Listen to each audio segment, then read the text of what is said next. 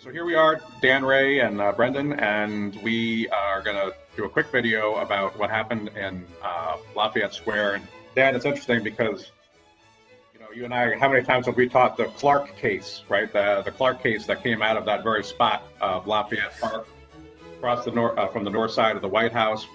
That's prime real estate for First Amendment speech because it's not only is it across the street from the White House, but it's on the close side, right? If you go to the south side of the White House, there's this big long lawn.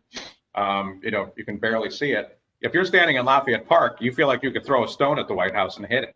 Right. And you pretty much can. And Lafayette Park, we should say, has forever and ever and ever been the spot in Washington, D.C. If you want to engage in speech or expressive activity, you go find yourself a spot in Lafayette Park and you do it there.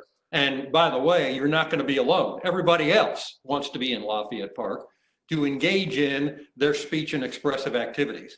So it is the quintessential sort of public forum for engaging in speech activities, right? Right.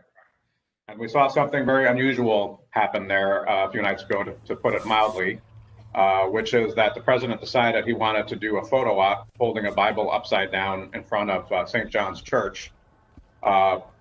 And so it sounds like William Barr. Are you hearing the same stories? Bill Barr, the Bill Barr, was in command here of clearing it out so that the president could do his photo op. And so we wanted to talk about the First Amendment here. Before we started recording, there are certain times we laid this out. So I just want to kind of lay it out a little bit and then toss it over to you to see what you think about this. But there are certain times when the government can restrict expressive activity, particularly gatherings like this. And the two most common, I think you'll agree, are either a conduct restriction. So the example I usually give is if somebody's standing on the street burning a copy of the Constitution, the government can't come after you because of the message. But if you set somebody's hair on fire, you can be arrested. That's a conduct component that the government is allowed to regulate or punish. The controlling authority there, we should note, is United States against O'Brien, a Vietnam veteran, a Vietnam era First Amendment case involving an individual who burned his draft card to protest America's involvement in Southeast Asia and was successfully prosecuted for doing so. Right. And I don't see that in play here. Do you? I don't see how they can argue that there was some kind of conduct restriction. People were just peacefully demonstrating. There was nothing, nobody burned anything, nobody undertook any conduct, to my mind, that was regulable as misconduct. Did you see any kind of conduct going on there that would be, where O'Brien would come into play?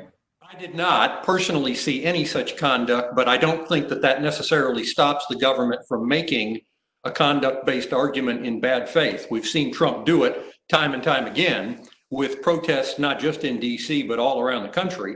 His favorite word to describe these largely peaceful protesters is terrorists.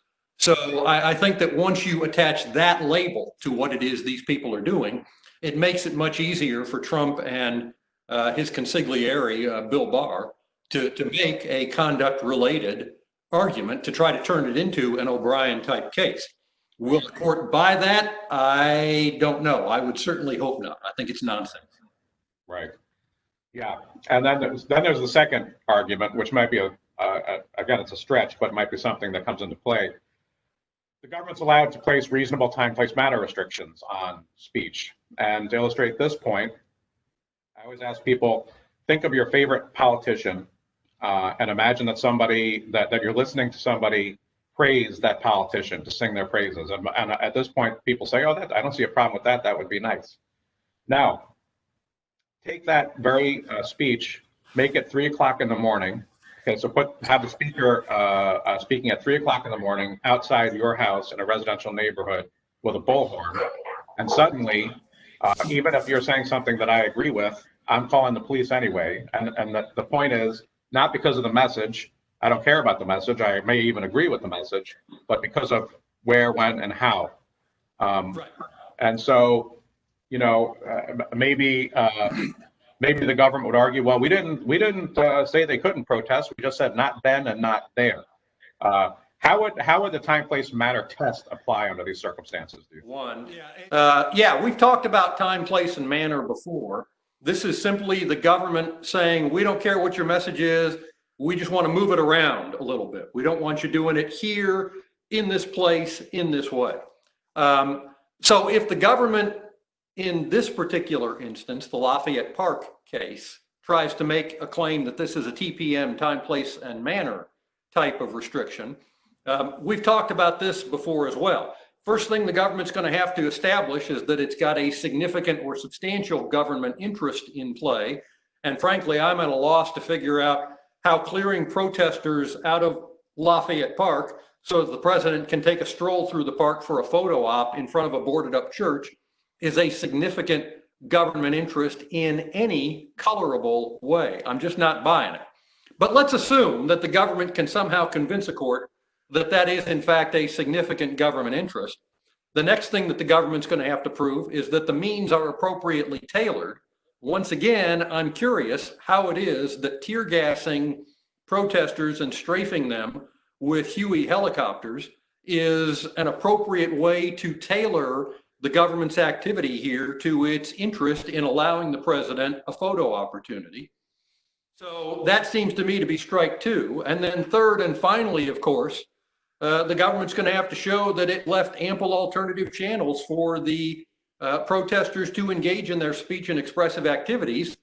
And again, I'm not quite sure how there would be ample alternative channels after you have tear gassed these people and undoubtedly sent any number of them scurrying for medical attention or simply protection from the attack by the government. Long story short, you know, this seems to me to be an instance where the president, acting through his attorney general, has basically declared open warfare on a bunch of peaceful protesters in Lafayette Park. And I'm not quite sure how the government translates that into a lawful time, place, and manner restriction. Are you? No, I mean, a photo op in front of a boarded up church could only be a significant interest in the mind of a malignant narcissist. And breaking up a peaceful protest with flash grenades and horses could only be narrowly tailored means in the mind of an authoritarian, I would think. So one hopes that that courts won't go there, even if the president does. I guess I'll close with one more question. Do you think there will be litigation about this, or no?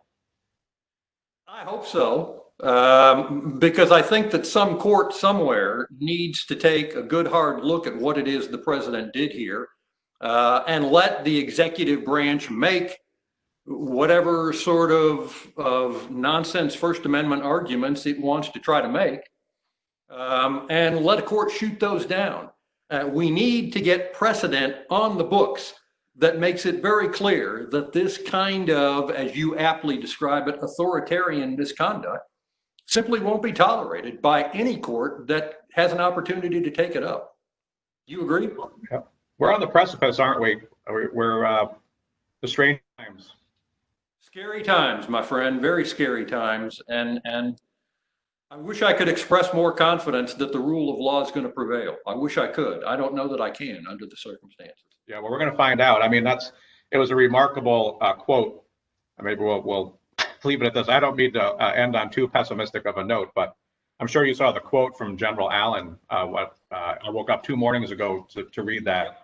He said, mark June 1st, 2020 on your calendars. That might have been the beginning of the end of the American experiment. It's probably going to be up to the judicial branch to make sure that it isn't.